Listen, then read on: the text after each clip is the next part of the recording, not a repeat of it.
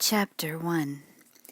This gang seems to be operating along the entire Atlantic seaboard, Fenton Hardy said. The world-famous private detective sounded as casual as if he were reporting a routine burglary in Bayport.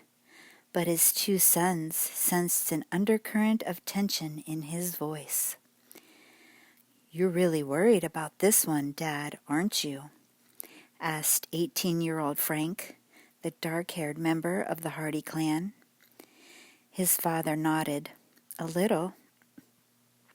"Since it's Quicksilver the gang is after," Joe Hardy mused, "they'd naturally operate out of cities like Boston, Baltimore, and Bayport.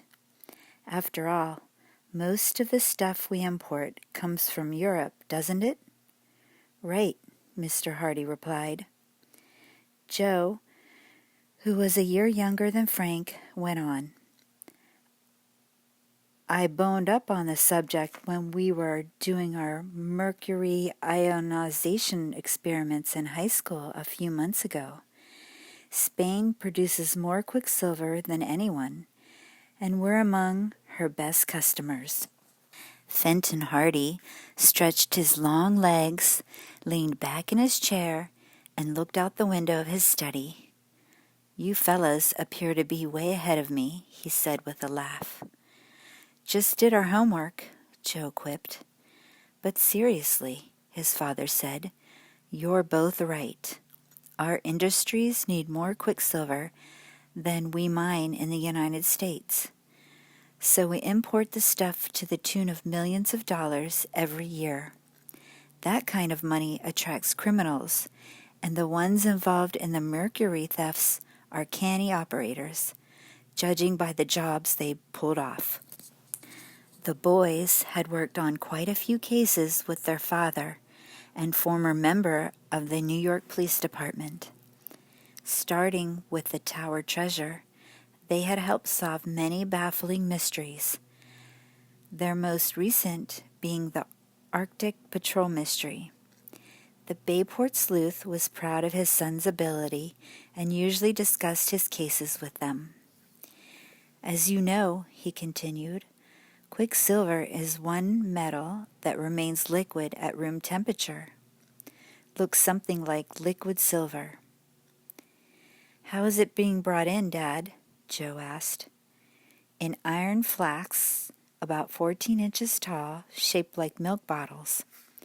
Each flask has a strong steel cap that screws down tight to prevent leakage. And a flask is heavy when it's full. Weighs 135 pounds. "Which means," Frank put in, "that you can't pick one up and slip it into your hip pocket when nobody's watching. What on earth?" His exclamation was caused by the sound of shattering glass as a large object came crashing through the window and landed in the middle of the floor. Quick as a flash, Joe leapt on it, ready to toss it out the window. The thing might be a bomb. Suddenly, he relaxed with a rueful grin. The object in his hand was a stick about 20 inches long, curved in the middle at a 90-degree angle. "A boomerang," Joe announced. "That means Chet Morton is lurking on the premises." "That's our buddy Chet," Frank chuckled, introducing himself in his inimitable manner. "Are boomerangs his latest craze?" Mr. Hardy asked. "Yes," Frank replied. "Last we heard, he was holed up in his workshop at the farm trying to master the carving technique. Evidently, he's started throwing them, and not too accurately, as you can see." Heavy feet pounded up the stairs. A plump, freckle-faced youth burst into the study, puffing from his climb. "Gee, Mr. Hardy, I'm sorry about the window," he apologized with a stricken look on his usually placid countenance. "That was one that got away." "The latest one that got away," Fenton Hardy suggested dryly. Chet, you have to be more careful with your Australian artillery. However, there's no harm done as long as the broken glass is cleaned up and the window repaired. Righto, Chet promised, relieved that his errant boomerang had not hit anyone. He headed for the kitchen to get the broom and dustpan. Chet Morton was the Hardy boys' best friend, and they were resigned to his enthusiasm for one hobby after another, despite the often unexpected consequences. They knew that for all Chet's amiable, easygoing nature and professed dislike for danger, they could count on him to act with sturdy courage whenever he became involved in one of their adventures. When Chet left the study, Mr. Hardy told the boys he was leaving for Baltimore to follow a lead in the Mercury case. His best bet, he thought, would be to go underground, adopting one of his many disguises, and try to make contact with the thieves. He would register at the waterfront hotel under the alias of L. Marks. Here's the telephone number where you can reach me, he said. Keep it under your hat, or my life may be in danger. What can we do, Dad? Frank asked eagerly. Here's the first thing. On Monday, around noon, call the number on this slip of paper. It's the Mersex Iberia Company in New York City, area code 212. Get the shipping department and ask if they have anything from Spain arriving within the next 10 days. Mercury? Frank asked. See if they mention it, but don't let on that that's what you're interested in. If they get nosy, say you're making a survey on Spanish melons, and hang up before they trace the call. Frank nodded. Okay. We don't want any member of the gang getting wise to the fact that we're on to them, Mr. Hardy went on. They just might have planted one of their agents in the front office, and also there's a possibility that they're taping the company's wires. Later, the boys watched as their mother packed the detective's bag. Laura Hardy was a trim, pleasant woman with blue eyes. She worried about her husband's dangerous occupation, but always prepared him with whatever he might need on his assignments. Mr. Hardy put the records of the Mercury case in a large envelope and slipped it into a secret compartment of his suitcase. Joe handed him a coil of fine wire with a small metal spear attached to one end. Don't forget the insect, he said. His father smiled and took the coil. It was a bugging device that picked up sounds and transmitted them to the receiver at the opposite end. I'd never leave without my bug, Fenton Hardy chuckled, as he snapped the bag shut. Half an hour later, he left for the airport, where his pilot, Jack Wayne, was waiting to fly the Hardys' private plane to Baltimore. The following morning, after church services, Frank and Joe drove out to Chet's farm on the outskirts of Bayport. On the way, they picked up pretty blonde Callie Shaw, Frank's favorite date. The three talked about the next day's cookout at the home of Phil Cohen, a regular member of the group. When Frank briefly mentioned that his father's new case, Callie said, I hope it won't keep you from the festivities.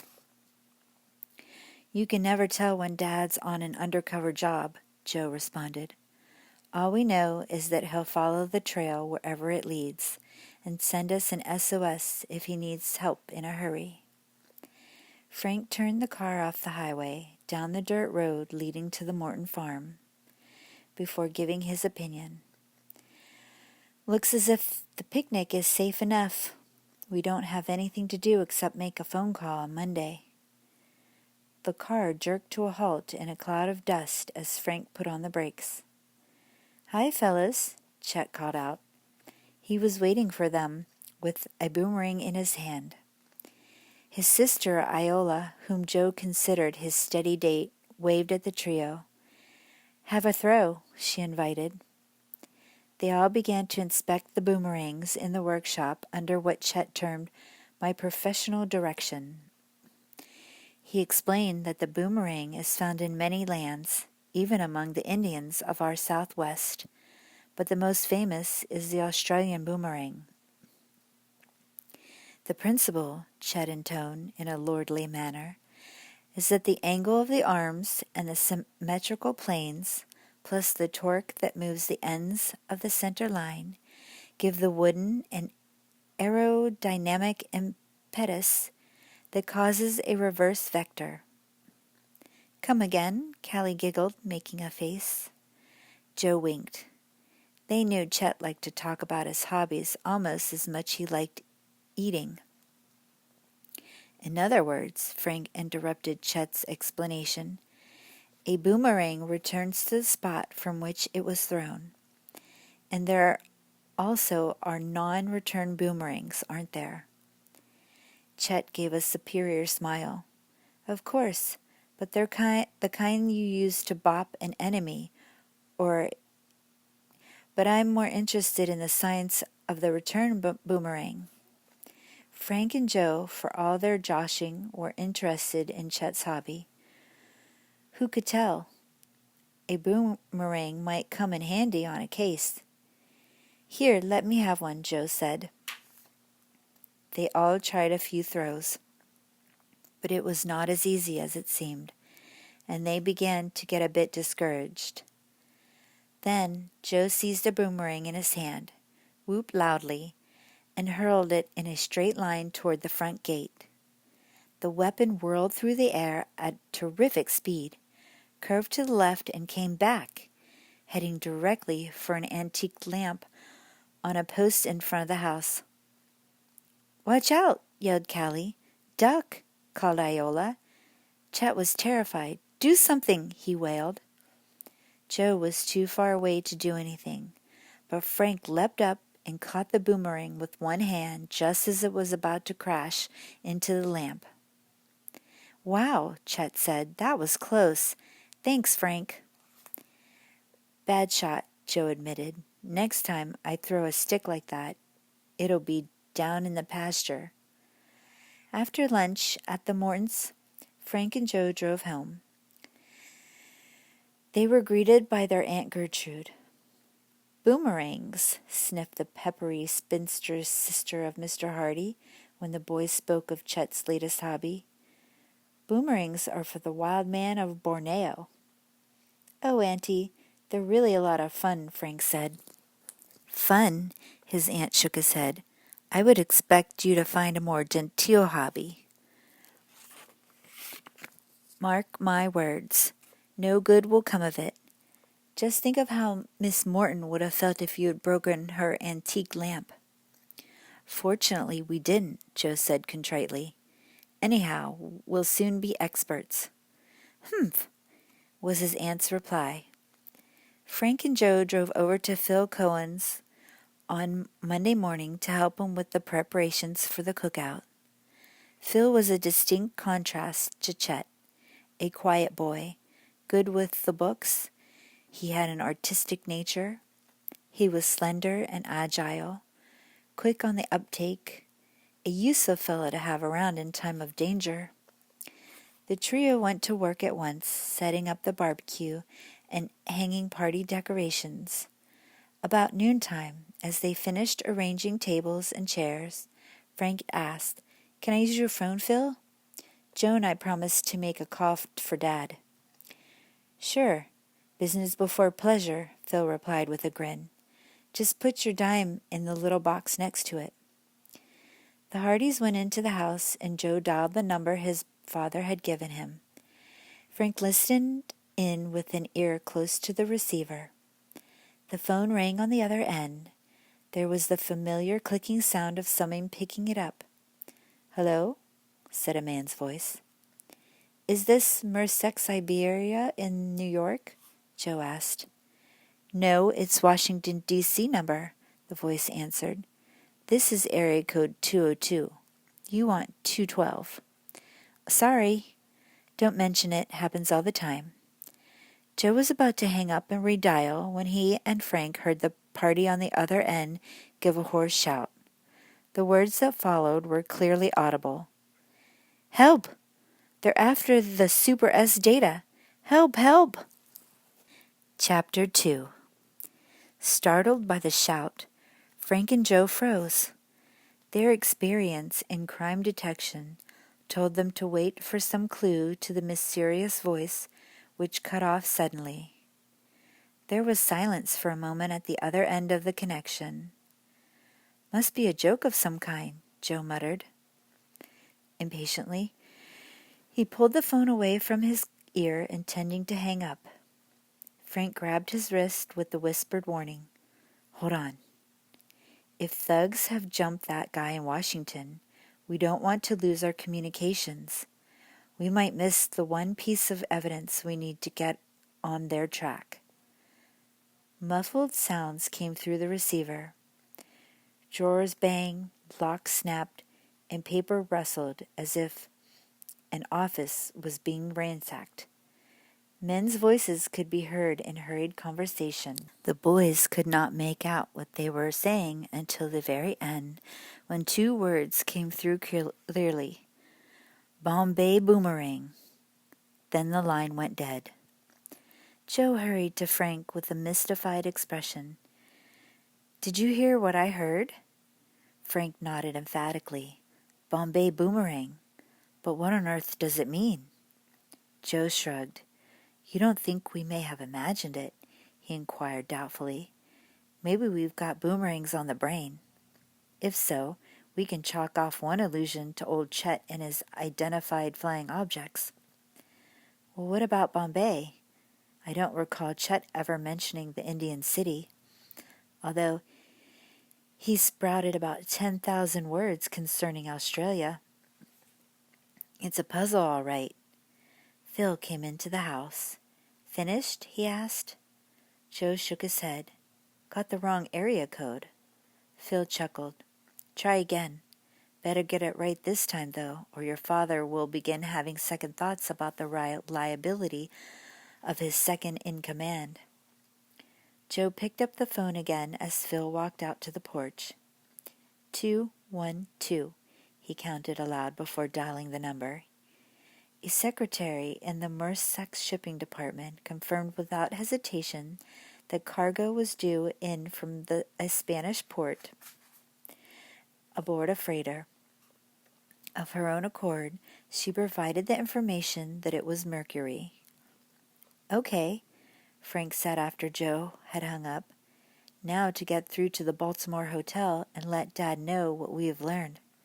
Perhaps he'll have a theory." Fenton Hardy was interested to hear about the Mersex cargo, but he became disturbed when Frank related the tale of the wrong number phone to Washington. "This could be of vital importance to our national security," he declared. "Are you going to call Washington?" Frank asked. "Yes. An old friend, Admiral Rogers, is one of the top men in missile research, and he's got an office in the Pentagon. I'll talk to him and get back to you later on." Frank and Joe joined Phil on the porch. "I'm expecting all of you this evening," their friend announced. "My strategy is elementary. The girls can make the hamburgers. The boys will eat them." "Chet Morton will like that," Joe said, grinning. "Just include a few wedges of chocolate layer cake, some slices of pie, lots of ice cream, and soda." "Say, I'm getting hungry," Frank interrupted. "We're about due home for lunch. Aunt Gertrude will lecture us if we're late." "See you tonight," Phil called as they pulled out of the driveway. Later that afternoon, the Hardys' front door bell rang. "I'll get it," Frank said to his mother and aunt, who were in the living room sewing. Two men stood outside. They had a tough look about them. In spite of their fashionably cut clothes, Frank sized them up. Plenty of money, he thought to himself, but a couple of slippery characters all the same. "Won't you come in?" he said politely. Joe joined the group in the hall. "Would like to speak to Fenton Hardy," declared the man in the trench coat and snap brim hat. "Yeah, important business," said his partner in the windbreaker and beret. The boys said their father was away from home. They did not volunteer any information as to his whereabouts.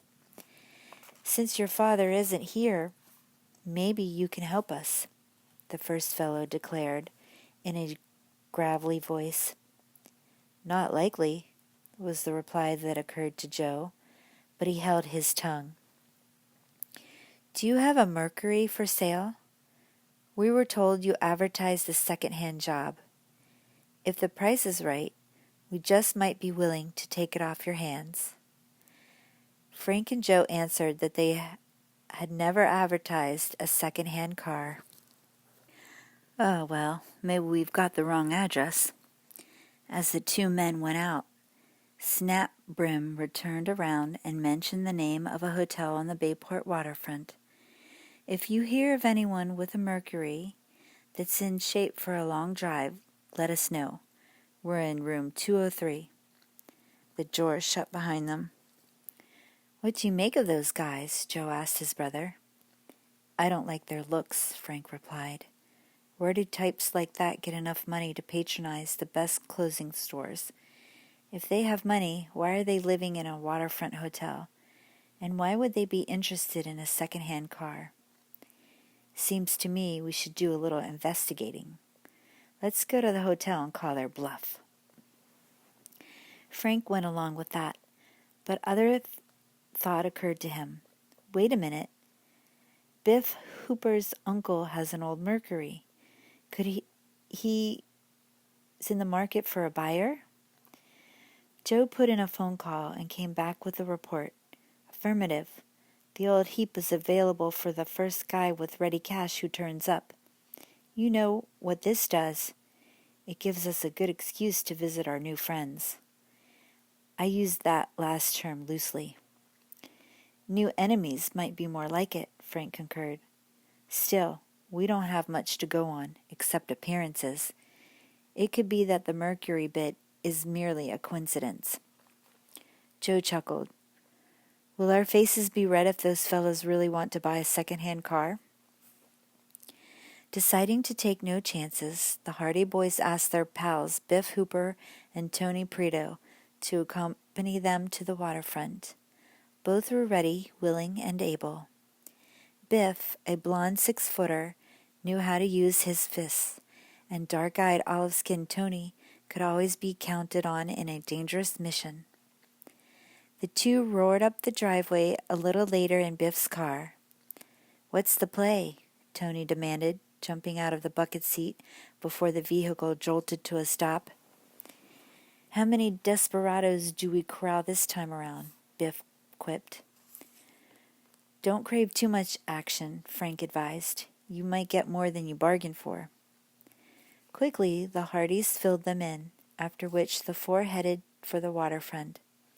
Biff parked on a side street near the hotel, a dilapidated building with shingles askew on the roof and paint peeling off the walls. The neon lights had half the letters missing. The boys got out and advanced cautiously. The front door was open, revealing the small, dingy lobby. A sleazy Kirk sprawled across the desk, reading a newspaper. After one look, Biff gave his verdict. "My impression is that we're inspecting the place most likely to have a guest list made up of characters from the Rogues Gallery." Tony bobbed his head up and down. "Certainly not the Waldorf Astoria," he said. "I know," Frank agreed. "That's why we asked you to come along. There's a slight chance that these fellows are on the up and up about the car, but we think there's something phony about them, and we want to know what it is. No matter how you slice this salami, we've got to go in there," Joe added. "Since Joe and I can identify the guys we want to check, we'll go up to their room," Frank continued. "If all we have to do is arrange a deal about a car, we should be back here in the 2 shakes of a lamb's tail. If you don't see us pretty quickly, You'll know something's wrong, Joe added. That'll be your clue to come busting in. Let's put a time limit of 10 minutes on the operation. Roger, said Biff, and the four synchronized their watches. Then the Hardys entered the hotel. The desk clerk raised his eyes from his paper and gave them a suspicious stare. When they told him the number of the room they wanted, he jerked a thumb toward the stairs and mumbled, "Second floor, third left." "Pleasant receptionist," Joe observed sarcastically as they climbed the stairs. They found the room and rapped on the door. It was opened by the man in the beret. "Well, look who's here," he said, sounding so threatening that Joe was reminded of the story about the spider and the fly. "Won't you come into my parlor?" he recited under his breath. Frank and Joe went in. They immediately recognized Snapbrim standing at the window. He came toward them with a menacing scowl. Shaking his fist at them, he spoke with suppressed fury. "So you think we want a card, do you? I'll tell you what we want. Mercury. Your old man is poking his fingers into a hot racket, and we don't like it," Beret added. Joe spun on his toes and headed for the door. He was quick, but not quick enough. Beret stepped in front of him, tall and beefy. He flexed his powerful shoulders, raising his long arms in a wrestler stance. "Come on," he barked. "I'm itching to take care of you. Next time you bop up, it'll be in the bay, and you'll be as dead as an iced mackerel." Chapter 3. Suddenly, the door splintered inward with a terrific crash, dislodging the lock. Biff and Tony hurtled into the room. "Sorry we haven't been introduced," Tony said to the beefy character, "but I imagine we'll get to know one another real fast." "It's all a question of timing," Biff quipped. "To wit, 10 minutes. Joe covered his relief with the whimsical remark, "We were about to have a ball, just the four of us." "A brawl," Frank corrected him. "A real go-round," Biff added. "Only our invitations never arrived. Anyway, the party's over." The two men were caught off balance. Snapbrim, who had lowered his fist, recovered first. "Okay," he snarled at the Hardys, "so you've got bodyguard, but next time may be different.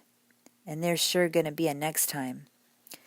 We're not through with you by a long shot, or with your old man either. You can tell him that."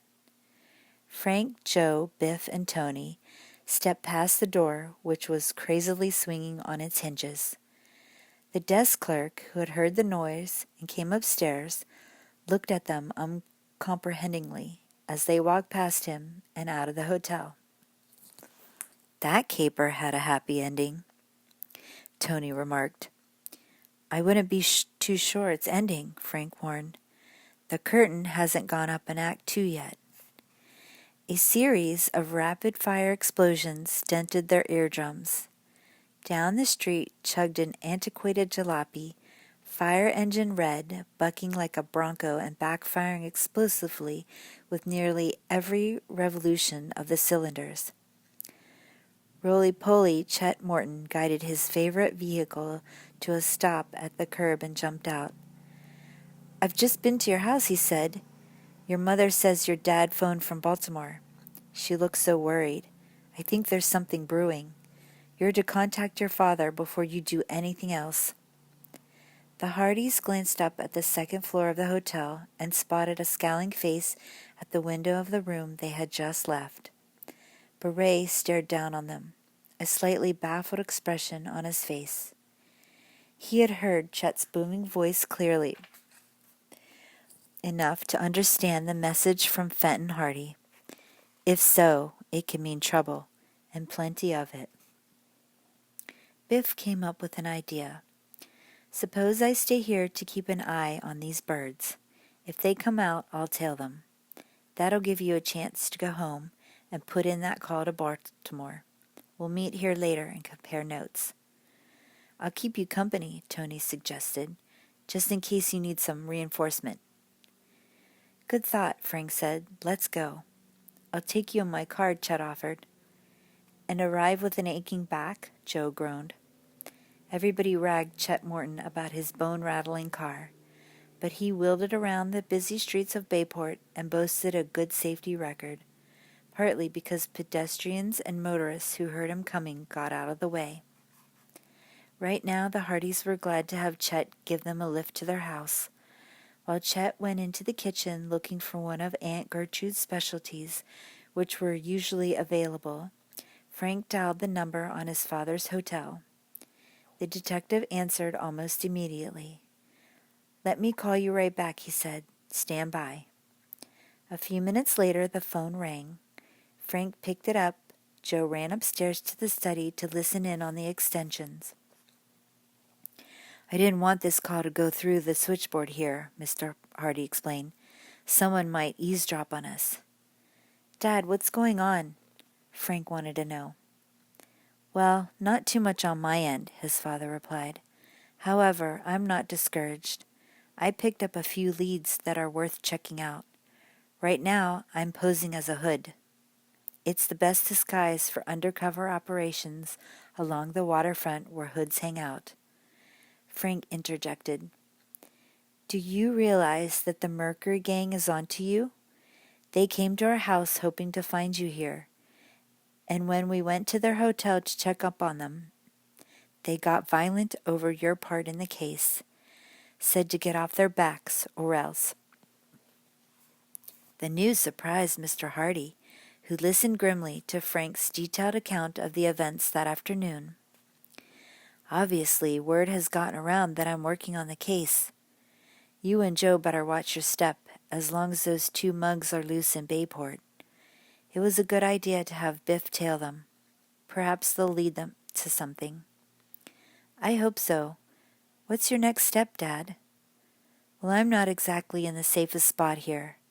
The thieves might even know that Hardy and Marks are the same man. If that guy in the hotel heard Chet mention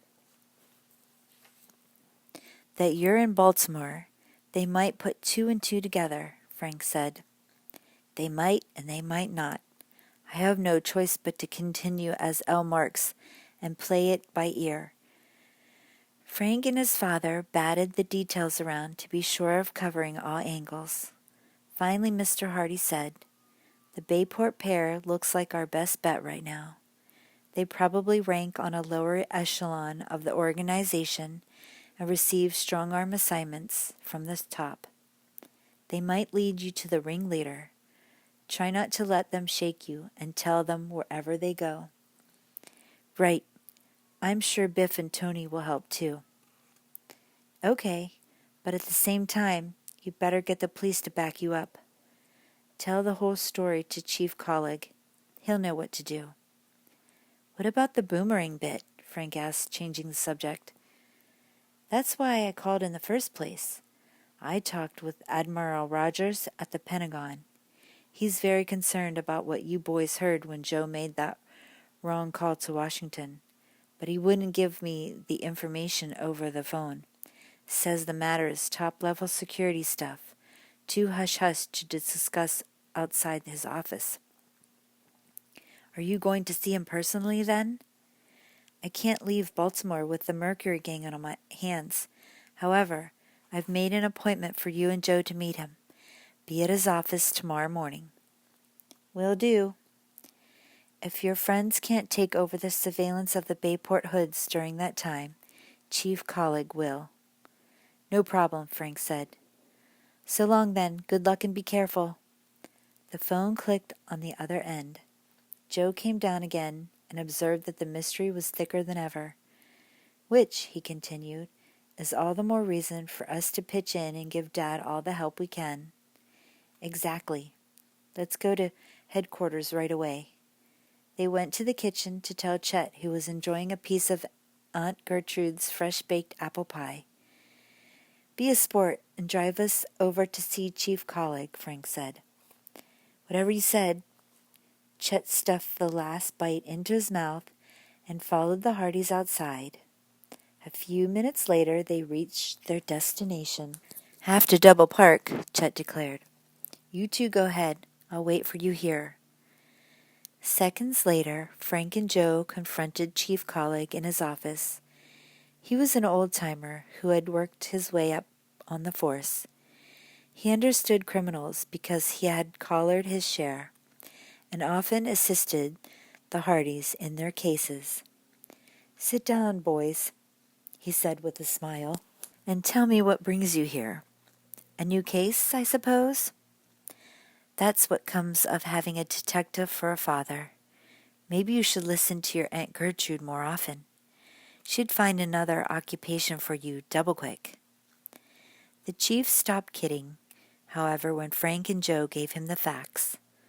"I'll put 2 of my men on the case.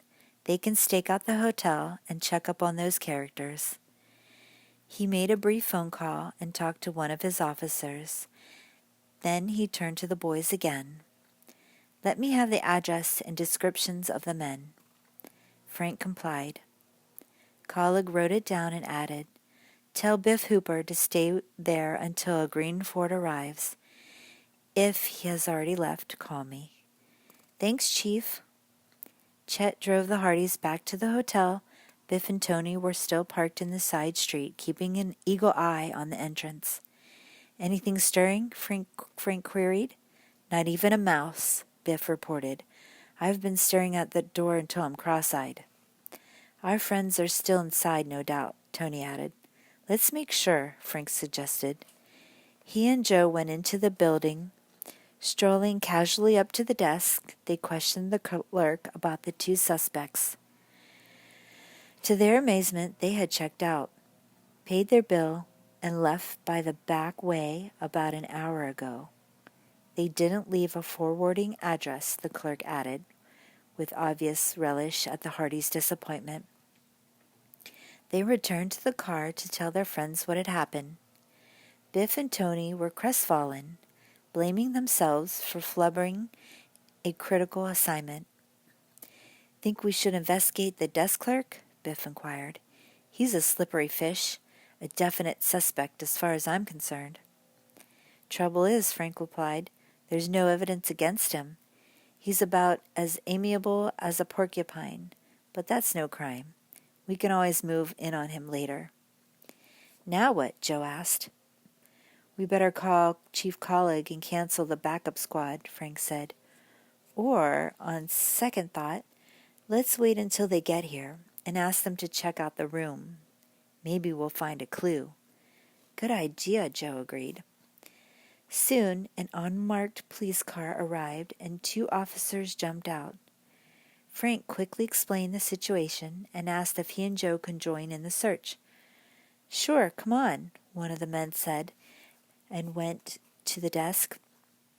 He showed his badge, and they were admitted to the room. Their search, however, was unsuccessful. The pair had left nothing. Dismayed, all 4 boys returned home. Frank and Joe spent the rest of the afternoon reconstructing the apparently unrelated events that had occurred with such swiftness. There were so many puzzles that didn't make sense. The Bombay Boomerang, the Super S data, the Bayport suspects. "I don't know where to begin fitting the pieces together," Joe groaned.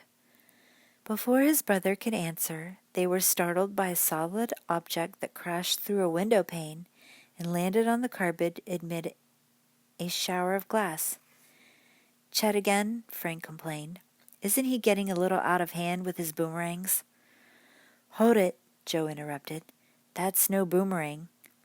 He picked up the object, which turned out to be a heavy bolt with a piece of paper wrapped around it, held in place by a rubber band.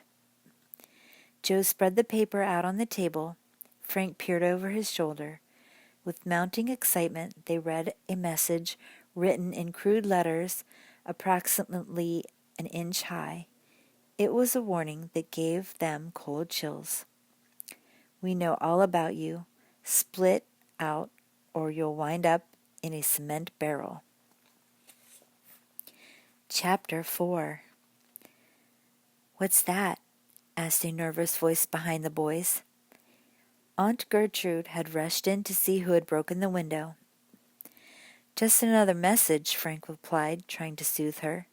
"It's hardly worth mentioning."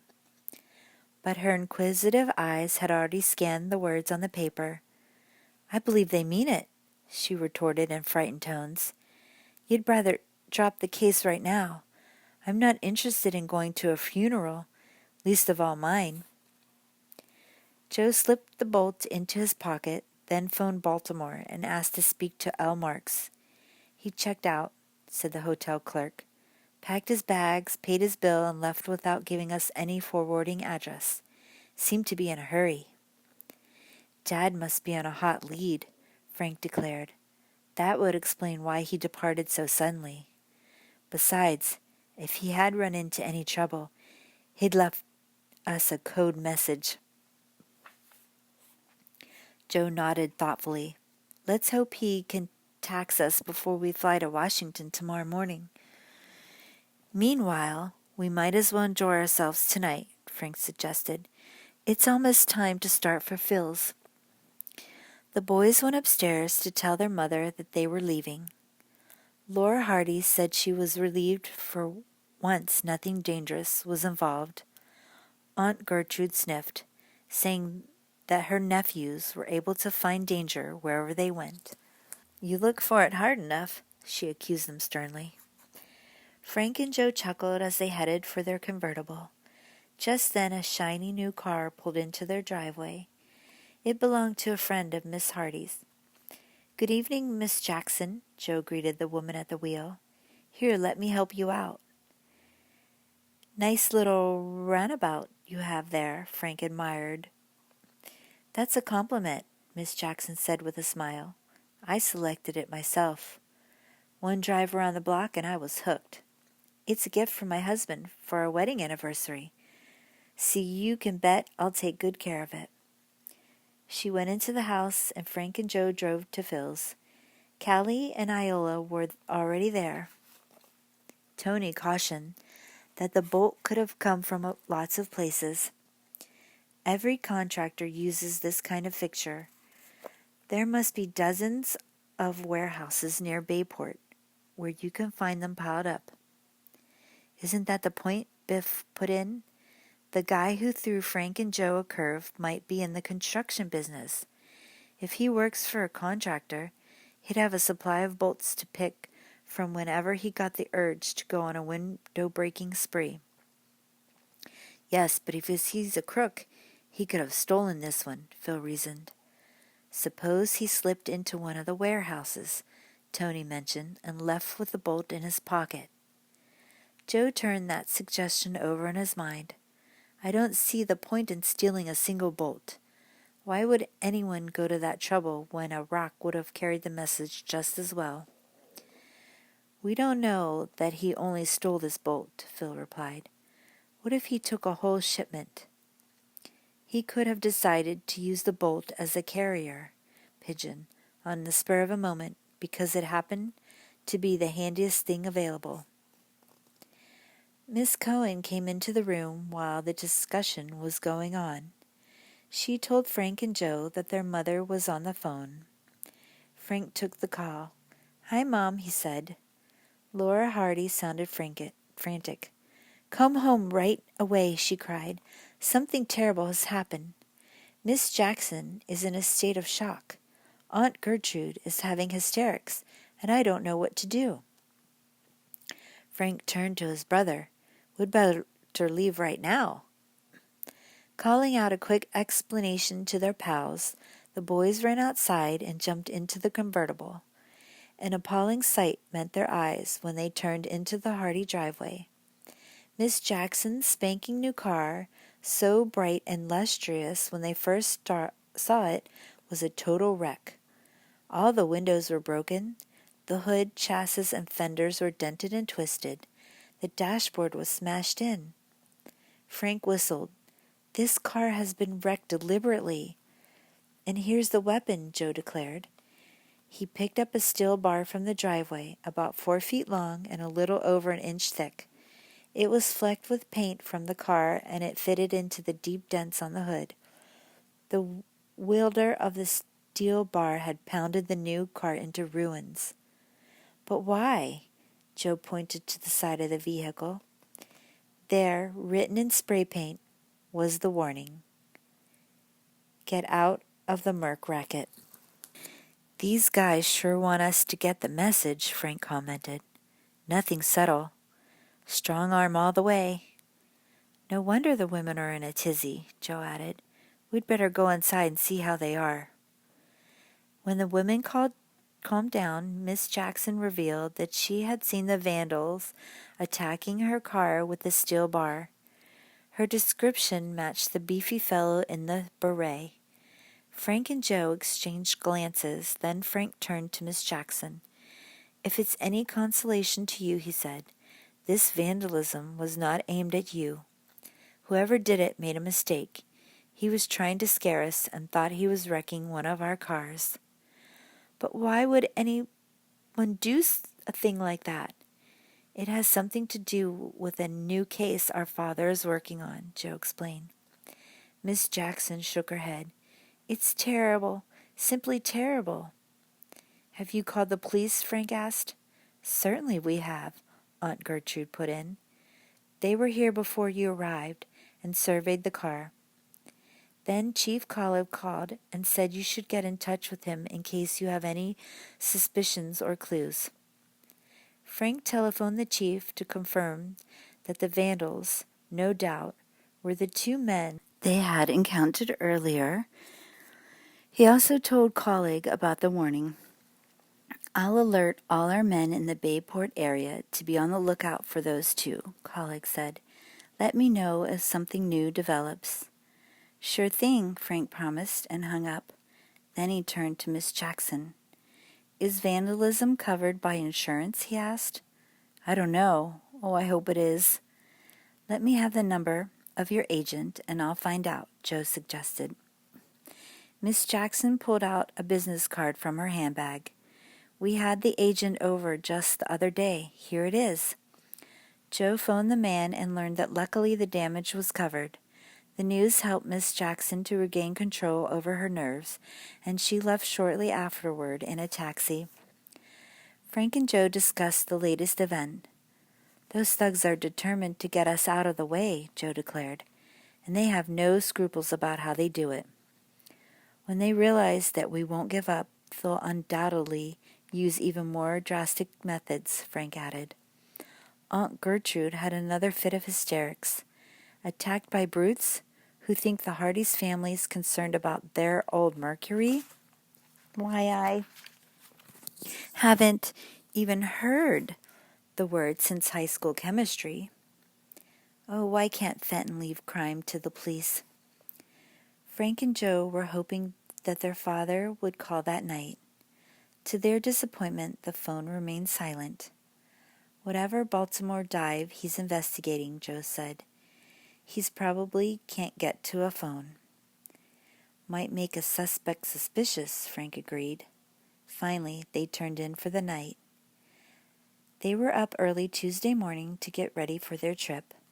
Aunt Gertrude had prepared breakfast, and she fussed about their eating too fast. Meanwhile, their mother packed 2 overnight bags just in case they had to stay over until the next day. Don't forget to call Jack Wayne, she reminded them. Fenton Hardy's pilot was at the airport field and had just finished his inspection of the plane. Everything A-okay, he told Joe over the phone. We can leave as soon as you get here. The boys decided it would be too risky to leave their mother and aunt alone in the house with the thugs prowling around. They contacted their friends, who all agreed to take turns guarding the home, while Frank and Joe were out of town. At the airport, Jack greeted them with some disturbing news. 2 toughs have been asking questions about you. I didn't know who they were, so I kept my mouth shut, and they went away no wiser than when they came. What'd they look like? Frank asked. Jack described the pair. Snap brim and beret, Joe commented. "What's that?" Jack asked. "That's the headgear they were wearing when we first met them," Joe explained. "You see, we're real close to those two. In fact, too close for comfort." "New case?" Jack inquired. "Right," Frank replied. "Could their angle this morning have been to arrange an accident for our plane?" "They might have had it in mind, but I didn't let them anywhere near it. Every working part is in order." "Well, I'd better turn the engine over a few times. Warm her up for takeoff. Won't take more than a few minutes." "Okay," Frank said. "I'm rather thirsty, so I'll grab a quick cup of tea in the cafeteria meantime." "I'll come with you," Joe said. "We'll meet you at the plane, Jack." As they were sipping their steaming tea, a voice echoed over the loudspeaker. "Calling Frank and Joe Hardy. Calling Frank and Joe Hardy." They looked at each other in surprise. "What do you make of that?" Joe asked. Frank shrugged. "Let's go find out." They hastened to the desk and were informed that Mr. Marks wanted them to meet him at one of the airport repair shops. The clerk gave them directions. "So Dad finally surfaced, and right here," Frank said. "Wonder why he picked this place." "I was there with Jack Wayne once," Joe replied. "He told me that it's hardly ever used in the morning. At this time it should be vacant." This could mean two things. Either this is on the level and Dad doesn't want to be seen, or it's a neat little trap set up by our two buddies. "Let's proceed with caution," Joe advised as they approached the shop. No one was in sight. Frank slowly opened the door. There were power tools in one corner, drills, auger bits, and screwdrivers along the wall. "Mr. Marks," Frank called out. "Shh, over here, Frank," came a whispered reply. The boys walked inside. Parts of the dismantled engine lay on a broad workbench. Crates stood piled up behind it. There were no workmen in sight. Suddenly, Frank and Joe had visions of Roman candles going off, followed by an explosion of blinding light. Then they blacked out. Chapter 5. A voice that seemed to come from far off said, "Frank, Joe, wake up." Groggily, Joe opened his eyes. The repair shop came into focus. So did Jack Wayne, who was squatting on his heels and shaking him by the shoulder. "Boy, whoever clouded you on the head really did a good job," the pilot said as the boys came to. Both were unconscious when I found you." "You can say that again," Frank groaned. "The place seemed empty when we came in. Somebody whispered, 'Over here,' and it sounded just like Dad. Then pow! The building caved in on us." Joe rubbed the back of his head gingerly, wincing when he touched the bump caused by the blow. He rose unsteadily to his feet, bracing himself with one hand on the doorknob. "I didn't see anyone either. I swear, we were mowed down by a runway jetliner. Whoever sapped us must have been hiding behind the door. And he or they laid you two out like a couple of iced mackerel," Jack observed. "We walked right into that trap," Frank said ruefully. "Should have known better. I bet Snapbrim and Beret never left the airport after talking to you, Jack." "Sure, they sneaked around here, baited the trap with that bogus message from L. Marks, and knocked us out," Joe added. "They must have been pretty sure you'd fall for it," Jack went on. "Who's L. Marks, anyhow?" "An alias Dad used," Frank explained. "Well, that's how I found you," Jack said. "The desk clerk told me that you were paged by Marks, who asked you to meet him in the repair shop." "One thing is certain," Frank said. "They know about Dad. His cover is blown. We must alert him right away." "But we have no way of contacting him," Joe pointed out. "We'd better get on with the Washington assignment and hope for the best." The boys discovered that their jackets were missing. A search of the repair shop failed to turn them up. "We're minus our wallets, money, and driver's licenses," Joe lamented. "We'll have to call Chief Collig," Frank said. They all went to the administration building, where they telephoned police headquarters. Collig took down the details. He promised to have his men comb Bayport for the thugs who had knocked the boys out. "Meanwhile, what do we do for money?" Frank asked after he had hung up. Jack Wayne came to the rescue. "Don't worry about financing your expedition to the Pentagon. I'll loan you the money. And there are a couple of jackets in my locker that you can borrow." Wayne cashed a check, then the three boarded the plane. Receiving the green light from the control tower, Jack gave her the gun, zoomed down the runway, and lifted the nose into a perfect takeoff. Smoothly, the aircraft gained altitude. The pilot locked the automatic controls. They flew over Baltimore. Frank and Joe looked down at the Maryland city, wondering whether their father was still there. Their speculations came to a halt as Jack brought the plane down to a smooth landing at the Washington airport. While he stood by, the Hardys hailed a taxi and rode to the Pentagon. A naval officer escorted them to Admiral Rogers' office. A model warship stood on a bookcase. A multicolored map of the Pacific hung on the wall behind the desk. The admiral was in uniform with a row of service stripes on his sleeve. He had fought in many battles on the high seas without flinching, but now he looked worried. He asked the Hardys to tell him all they knew. Joe gave a rapid account of his attempt to put through a call to New York City, only to find that he had dialed incorrectly and had reached an office in Pentagon. Frank related the sound of scuffling, the call for help, and the reference to the Super S data. And then, he added, there were those mysterious words about the Bombay Boomerang. Admiral Rogers listened with a grave expression. "You've stumbled into a real-life drama here at the Pentagon," he said.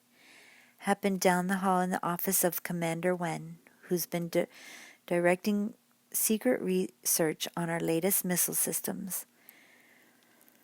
"Was he the one who answered our call?" Joe asked. "Yes. He was still on the line when the intruders appeared. Luckily, he had a split second in which to press a button underneath the edge of his desk. This triggered a tape recorder in a false bottom of one drawer. We've got a tape of everything that was said, including what you heard." "What happened then?" Frank inquired. "Someone bashed the commander over the head, knocking him out. They ransacked his office. Looked as if a tornado hit it. Drawers overturned, locks broken, files rifled, official documents strewn around like confetti." "Wow!" Frank exclaimed. "The worst part is that they found what they were looking for. You heard Commander Wen's shout about the Super S data. Well, they took it. And that is what's got us in serious jam." "But what does it all mean?" Joe was baffled. "The Super S is the newest addition to our missile program, air to ground. This one zeroes in on heat. The instrumentation is sensitive enough to be set for any degree of temperature above the level of lukewarm water. You probably know from your scientific experiments in high school that precisely equal degrees of heat are rarely found together outside the laboratory. The Super S will ignore every heat level except the fraction of a degree it's programmed for." The Admiral ran his fingers through his hair. "Virtually nothing can fox this missile," he concluded. "The target is a dead pigeon at the moment. The pilot launches a Super S." "Are we the only nation who has it?" Frank asked. "We used to be," Rogers said grimly. "We'll run into international competition if those thieves smuggle the information out of the country, though. I could mention a number of foreign powers that would be interested in a deal at any price." "Is that what the thieves are planning, sir?" Joe inquired. I mean, selling the information. Does the tape indicate that? The Admiral frowned. No, it doesn't, he replied slowly. Frank pursued this line of questioning. What about the phrase Bombay Boomerang? Joe and I could swear that we heard it mentioned. You did, the Admiral told him. It could mean that India is involved. It could? What else is on the tape, Admiral? Rogers held up one hand. Sorry, I have to flag you down on that question. Can't give you the answer. Why not, sir? Because it's classified information. No one has security clearance on the missile program except those directly assigned to Super S research. The Hardys' expressions showed that they were keenly disappointed.